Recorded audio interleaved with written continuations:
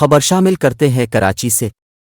کراچی اور دیگر کئی علاقوں میں بادل پھٹنے کا خدشہ، سمندری طوفان کے باعث ٹھٹھا، سجاول اور بدین میں 300 سے 400 ملی میٹر، کراچی میں 100 ملی میٹر تک بارش متوقع۔ تفصیلات کے مطابق بحیرہ عرب میں بننے والے طوفان باپر جوائے کی وجہ سے کراچی سمیت سندھ کے کئی علاقوں میں بادل پھٹنے کا خدشہ ظاہر کیا گیا ہے۔ اس حوالے سے میڈیا رپورٹس کے مطابق محکمہ موسمیات نے خبردار کیا ہے کہ سمندری طوفان کے باعث ٹھٹھا، سجاول اور بدین میں 300 سے 400 ملی میٹر تک جبکہ کراچی میں 100 ملی میٹر تک بارش متوقع ہے۔ طوفان 15 جون کی دوپہر کیٹی بندر اور بھارتی گجرات کے درمیان سے گزرے گا۔ کیٹی بندر پر 10 سے 12 فٹ لہریں اٹھنے اور 120 کلومیٹر فی گھنٹہ کی رفتار سے جھکڑ چلیں گے۔